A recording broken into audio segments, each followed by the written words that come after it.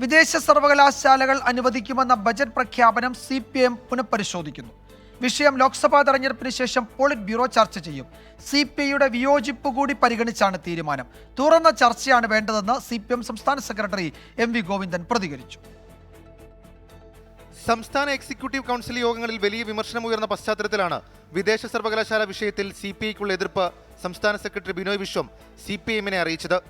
ഇടതു നയത്തിന് വിരുദ്ധമായ വിദേശ സർവകലാശാല മുന്നണിക്കുള്ളിൽ ചർച്ച ചെയ്യാതെ നടപ്പാക്കാൻ കഴിയില്ലെന്ന് ബിനോയ് വിശ്വം MV ഗോവിന്ദനെ അറിയിച്ചു. കൂടുതൽ ചർച്ച ചെയ്ത ശേഷമേ നടപ്പാക്കൂവെന്ന് MV ഗോവിന്ദൻ മറുപടി പറഞ്ഞതായാണ് വിവരം. CPIയുടെ കടുത്ത എതിർപ്പുൾപ്പെടെ പരിഗണിച്ചാണ് CPIM പുനരാലോചനയ്ക്ക് തീരുമാനിച്ചത്. എക്സാമിൻ എന്ന് പറഞ്ഞതുകൊണ്ട് അർത്ഥമാക്കുന്നത് പരിശോധിക്കുക എന്നുള്ളത് തന്നെയാണ്. അതിൽ ആരൊക്കെയായിട്ട് ബന്ധപ്പെട്ട് പരിശോധിക്കണോ അവരൊക്കെയായിട്ട് ബന്ധപ്പെട്ട് പരിശോധിക്കാനുള്ള ഒരു പ്രധാനപ്പെട്ട കാര്യമെന്ന നിലയിൽ തന്നെയാണ് വിദേശ സർവകലാശാലയും അതേപോലെ തന്നെ സ്വകാര്യ മൂലധന നിക്ഷേപവും വിദ്യാഭ്യാസ മേഖലയിൽ സംബന്ധിച്ചിടത്തോളം പറഞ്ഞിട്ടുള്ളത്. ഇടതു നയത്തിൽ വ്യതിയാനമുണ്ടായെന്ന വിമർശനമാണ് CPMനെ പ്രതിരോധത്തിലാക്കിയത്. പോളിറ്റ് ബ്യൂറോ ചർച്ച ചെയ്ത ശേഷം മാത്രം തുടർ നടപടി മതിയെന്നാണ് നിലവിലുള്ള തീരുമാനം. PB വിഷയം പരിഗണിക്കുന്നത് ലോക്സഭാ തെരഞ്ഞെടുപ്പിന് ശേഷം മാത്രമായിരിക്കും. അതേസമയം വിദേശ സർവകലാശാലകൾ വരുന്നതിനോട് ഉന്നത വിദ്യാഭ്യാസ വകുപ്പിന് തന്നെ എതിർപ്പുണ്ടെന്ന് രമേശ് ചെന്നിത്തല നിയമസഭയിൽ ചൂണ്ടിക്കാട്ടി. സർ, ഇതിനോട് ഉന്നത വിദ്യാഭ്യാസ വകുപ്പ് മന്ത്രിക്ക് പോലും അഭിപ്രായ വ്യത്യാസമുണ്ട്.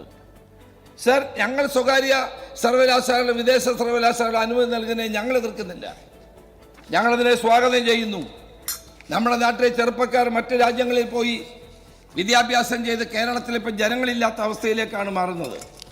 ബജറ്റിന്റെ മറുപടി പ്രസംഗത്തിൽ ധനമന്ത്രി KN ബാലഗോപാൽ വിദേശ സർവകലാശാല വിഷയത്തിൽ കൂടുതൽ വ്യക്തത വരുത്തിയേക്കും.